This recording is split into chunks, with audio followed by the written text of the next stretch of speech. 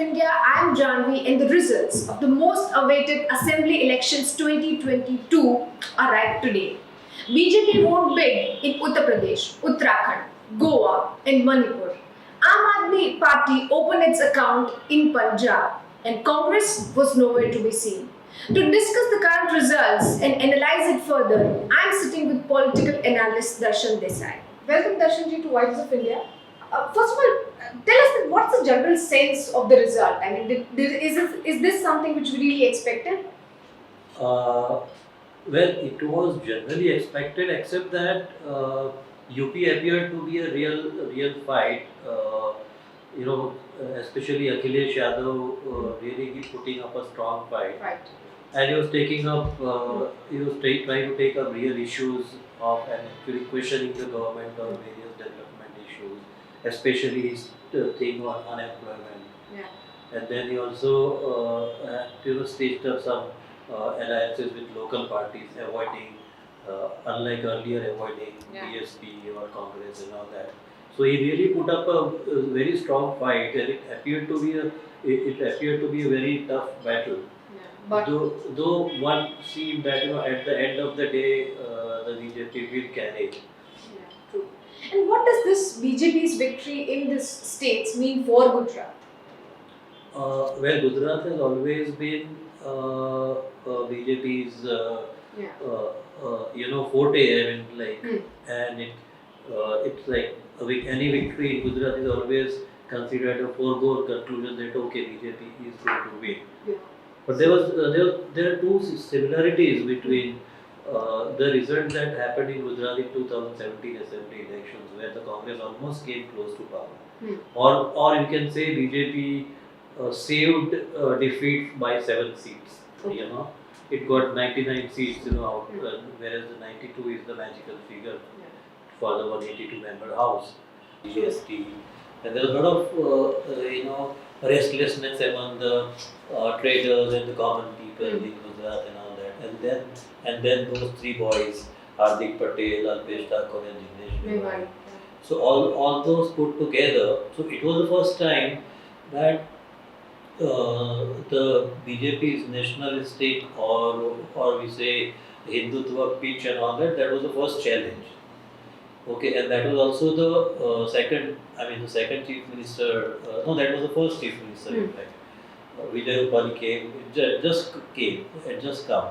So that the impact of Modi, that Hindutva thing was still there, but these issues overtook the thing. And because BJP is a much better network, so they carried it. So here also, if you look at it, the entire campaign was stridently Hindutva campaign of the BJP. In fact, bordering on absolute communal polarization. Like the Prime Minister, at the level of the Prime Minister, talking about why so many cycles were used in Ahmedabad 2008 blasts, cycle being the election symbol of Samajwadi Party. So that was one thing. Then and in Kanpur, he said at a rally that why do all the parties want to divide the Hindu vote? Yeah. So whose vote are you trying to take? So all those were very clear. Then Amit Shah went to Kairana, the very controversial place, and like he went home to home, talking to people. So it was a very, and Yogi being Yogi. So it was already a very strident Hindutva campaign, and it was also in the background of a very controversial Dharm Sansad which happened in Uttarakhand. So the entire, they might be talking of development, but the entire focus was Hindutva. And the entire, and then the last was that Lord Vishwanath program in Varanasi. And this was for BJP, but this is also for the first time that Aam Aadmi Party won Punjab. So what do you think, what really worked for so I am coming to that. So what we see is that yes, it's a huge victory for the BJP, but it is not as big as it was in 2017. They got 325 this time. Seats are reduced. Yeah. Whereas Akhilesh Yadav, with all those issues, from 47 seats, he has come to close to 120. It's just his party. not SP plus. SP plus is something like 129, 130, and they are 267 BJP plus. Yeah. But they have reached this place despite such a strong Hindutva campaign. Okay, so now you juxtapose, you see it in the context of Punjab. The Punjab elections was held in the backdrop of the huge farmers' agitation, and the entire hotbed of the hub of farmers' agitation was Punjab. So again, the thing is, it's also a lesson for the BJP that these issues of governance or your economic policies are also slowly coming into question. True. Right? If the kind of campaign which happened in UP, the Hindutva campaign which had happened in Gujarat, they would have taken 182 out of 182. I mean, I'm just trying to explain. So it's also the Modi government's or the present government's policies. I don't say BJP, I say Modi because it's only Modi. This entire victories of Modi belongs to Modi. So BJP is only, Akhilesh Yadav, Yogi Adityanath has set up a new record of becoming the first BJP CM to complete 5 years in term, and in fact, the first CM in 3 decades in UP to complete 2 terms in a row. True. So it had not happened earlier. Another thing which came out of the UP result was that gradually the people in UP are putting trust on single parties. Like 2007 Mayawati was the first to win after 2 decades. Single party game, and after that Akhilesh. It's been a trend. Akhilesh 5 years, and now this. So that is one thing that they are now questioning the government. They don't want a hodgepodge government. They want a proper single party government. That's also a new trend which has come out of it. As far as Aam Aadmi Party is concerned, the people in Punjab have been very discerning that they got disillusioned with the Congress also, the kind of infighting which was happening internally also. Captain Amrinder Singh, Navjot Sidhu. So all those, and then Chani being made the chief minister, which Navjot Singh Sidhu didn't like. So all that lot of hodgepodge was created, and that's why I think that really didn't work for the public. And people in Punjab are generally very discerning, and they can really see through politics, and we can say because the education levels are much better, or they're politically aware. Politically aware. So Captain Amrinder Singh lost. Okay, all the top people, Navjot Singh Sidhu lost. Their sitting chief minister Chani lost. Okay, so they're already disillusioned with this pharma thing of BJP. So BJP Akali Dal combination also they had got disillusioned. That's why even senior Prakash Singh Badal and his son Sukhbir Badal both lost, which itself is a history. So they picked up a party which had generally a clean image and which was trying to so he's now, and from their 20 seats last time, and they have got 92 now. So it's it's almost the whole thing out of 117. Out of 117, they have got 92 seats, which is a huge victory. So that way, Aam Aadmi Party is emerging as an alternative. True. And Arvind Kejriwal becomes more powerful in one sense. May become more powerful than even Mamata Banerjee, because Mamata Banerjee was emerging as the single biggest leader. Now you have a national Arvind Kejriwal from Delhi and Punjab. With these two, he becomes a national status. And when you say that Aam Aadmi Party is emerging as an alternative, do you also see the same for Gujarat? Yeah, it appears so. Aam Aadmi Party, they won. They became the single largest, and they became the key opposition party in Surat Municipal Corporation, which is Surat is the hometown of Gujarat BJP president, and also now the home minister, and also now South Gujarat. If you talk about South Gujarat, the larger canvas, even the finance minister. Okay, so it's the fifth term of BJP where the Aam Aadmi Party emerged like that, and that's why you see even BJP is so worried that they are trying to break away or pull away even Yeah. small level people from the Aam Aadmi Party there. Party. You Yeah. know. And Aam Aadmi Party also gave up a very, there was this entire scam of head clerk's exam paper leak. So that entire thing was, exposed by the Aam Aadmi. Aam Aadmi Party. True. And the Congress Party was almost a bystander, kind of.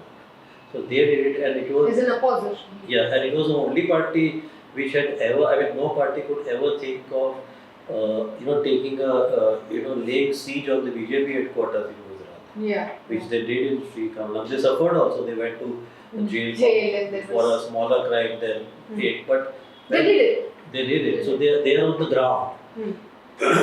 And you also look at their, okay, they won only Surat, they did nothing happened anywhere else. But when they came out with their manifesto for the municipal corporation elections in February 21, they called their manifesto a guarantee card. Okay, and along with that they also gave a report card. Okay, about what are the issues that get raised. So Yeah. they constantly seen on the street. So I think in the forthcoming elections, I mean, we Yeah, can so they- see them as an So these results, along, not only for Gujarat but across the country, these results are a very bad result for the Congress party. True. Because Congress had only, out of these 5, Congress in any case had only Punjab. That, And that also they lost. that also they lost. And here, if you look at it, the Congress is basically ceding space to other parties. They are blaming AIMIM or Aam Aadmi Party as the B team of the BJP. But well, let us for a moment accept it. But then you are giving that space to them. By not doing anything bad. Yeah. AIMIM got 7 seats in the municipal corporation. True.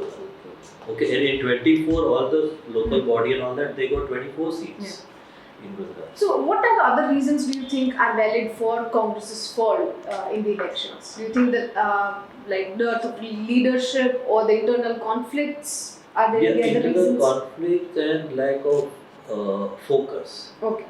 In a sense, I remember when Modi was the chief minister here, I remember covering him. He would always, tauntingly say that wherever I go, you will follow me. He told the opposition and the media. So by that he meant that he would set the agenda. So he talks. I'll give you one example how that lack of focus. Last year there was a huge rally which the Congress had organized in Jaipur. Okay, it was called क्या बोलते हैं rally against price rise. But against price hikes. Yeah, so Maha rally they called it. Okay, so the main speech which Rahul Gandhi gave, in which he was trying to explain people the difference between Hindutva and Hinduism, how Hinduism is different and Hindutva is communal and Hindutva is a political game and all that. So They lost the point there. They left the point and they want, the BJP wants you to talk about these things because they have better replies to these things, because they have kind of they have been trained in that. It's their forte. Yeah, it's their forte. They are kind of, you can call them PhD in that area. You cannot reach them. Yeah. So and when you call it Maha Mehngai Rally, talk about Mehngai. Just don't refer to them. That's what Akhilesh tried to do. Akhilesh was talking about unemployment. Largely on unemployment. Then he was also talking about the outsourcing of government staff. Like his major promises was that he would accommodate Shiksha Mitra, where in Gujarat we call them Vidya Sahaya, which are temporary teachers who are used as full time. But they are never confirmed. That outsourcing contractual system. So he says he would do away with that. So he emerged, he came up with points. He came up with all those points. He was not able to reach the network of BJP and not be able to match that big Hindutva thing. We are not going into the caste dynamics because the kind of results like 325 seats BJP got last year. Obviously, with such a out of 403, you get 325, so getting votes from everywhere. It's not just caste centric. A lot of Muslim women also voted for them because of that Burkha decision. So all that happened. Not Buka, sorry, triple talaq, Hmm. triple talaq decision. So it really Yeah. helped them. So Yeah. even this time they have got votes from other, Hmm. and because you have other regional parties who are splitting the votes. Number Hmm. one.